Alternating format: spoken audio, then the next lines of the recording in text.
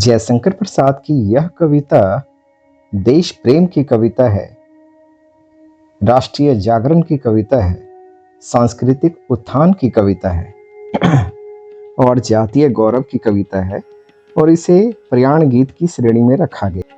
जयशंकर प्रसाद छायावादी कवि हैं, लेकिन उनके नाटकों में राष्ट्रीय सांस्कृतिक चेतना का स्वर जो है वो ज़्यादा मुखर है। यह कविता 1931 में प्रकाशित चंद्रगुप्त नाटक में मौजूद है। चंद्रगुप्त नाटक की एक प्रमुख स्त्री पात्र है अलका, जो तक्षशिला की राजकुमारी है।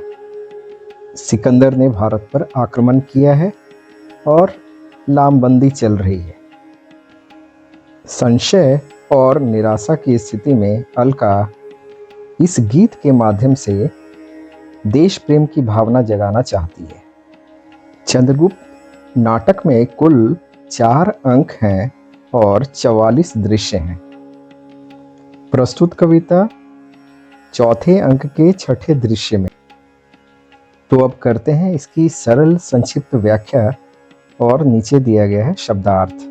आरंभिक 2 पंक्तियों का अर्थ होगा, हिमालय के ऊंचे शिखर से बुद्धि और पवित्रता की देवी माँ सरस्वती, जो अपने प्रकाश से स्वयं आलोकित हैं और यहाँ स्वतंत्रता का प्रतीक बनकर आई हैं, वे जनमानस की चेतना को जगाने के लिए उनका आह्वान कर रही हैं। हिमालय पर्वत भारत का प्रहरी है और वहाँ से पुकारा जाना एक विशेष अर्थ रखता। माँ भारती आह्वान करते हुए कहती हैं, भारत का गौरवशाली इतिहास रहा है।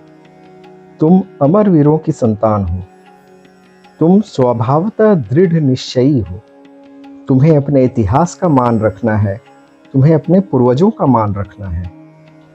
उनके शौर्य और पराक्रम को नहीं भूलना है। उनके त्याग और बलिदान को याद करना है।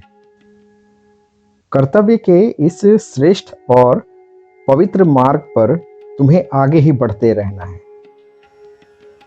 माँ भारती उन वीर सपूतों का मनोबल बढ़ाते हुए कहती हैं कि जिस तरह सूर्य की किरणें सब तरफ फैल जाती हैं, उसी तरह से तुम्हारी ख्याति भी सभी दिशाओं में फैल रही है। और यह ख्याति कैसी है? यह ख्याति एक दिव्य ज्वाला की तरह है, एक मशाल की तरह है, जो तुम्हारा मार्ग प्रकाशित कर रही। तुम मातृभूमि के सच्चे सपूत हो। देश के लिए प्राणों का त्याग करना तुम्हारे लिए गौरव की बात है। तुम एक वीर और साहसी योद्धा हो और इसलिए तुम्हें निरंतर अपने कर्तव्य पथ पर आगे बढ़ना है। अराती यानी शत्रु, शत्रुओं की सेना समुद्र के समान अथाह है। तुम्हें इसे नष्ट कर देना है। जिस प्रकार बाड़वाग्नि यानी समुद्र की आग, समुद्र के भीतर की आग समुद्र में रहने वाले जीवों को जलाकर सुखा देती है, ठीक उसी तरह से तुम्हें इन सैनिकों का समूल नाश कर देना है। तुम वीर योद्धा हो और तुम्हें अपने कर्तव्य पथ पर आगे बढ़ते हुए विजयी बनना है, जीत हासिल करनी है। तो यह काव्य चंद्रगुप्त नाटक के अंतर्गत सैनिकों में देश प्रेम की भावना जगाता है। प्रसाद के अपने पराधीन भारत में देशवासियों के भीतर राष्ट्रीय चेतना जागृत करता है। यह आज भी बेहद प्रासंगिक है, क्योंकि यह समाज के सामाजिक और आर्थिक विषमता के खिलाफ लड़ने के लिए प्रेरित करता है और राष्ट्रहित को सर्वोपरि मानता है।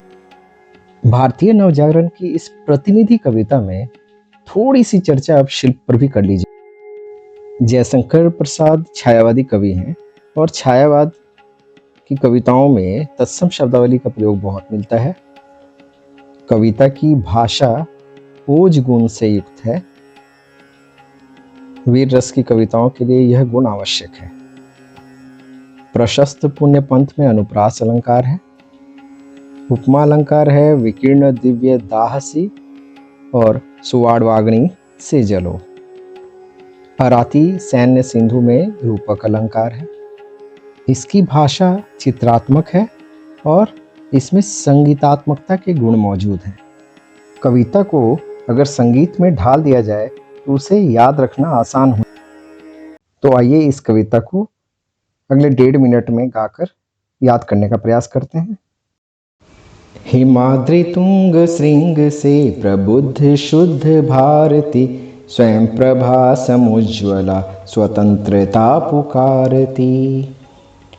हिमाद्रि तुंग श्रृंग से प्रबुद्ध शुद्ध भारती, स्वयं प्रभा समुज्ज्वला स्वतंत्रता पुकारती। अमर्त्य वीर पुत्र हो दृढ़ प्रतिज्ञ सोच लो, प्रशस्त पुण्य पंथ है बढ़े चलो बढ़े चलो।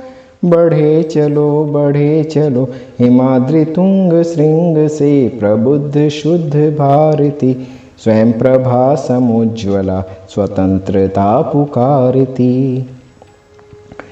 असंख्य कीर्ति रश्मियाँ विकीर्ण दिव्य दाहसी, सपूत मातृभूमि के रुको न शूर साहसी।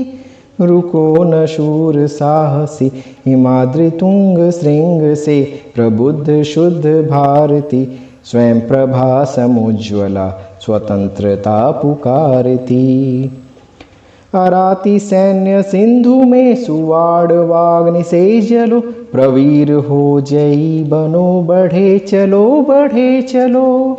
बढ़े चलो बढ़े चलो, हिमाद्रि तुंग श्रृंग से प्रबुद्ध शुद्ध भारती, स्वयं प्रभा समुज्ज्वला स्वतंत्रता पुकारती।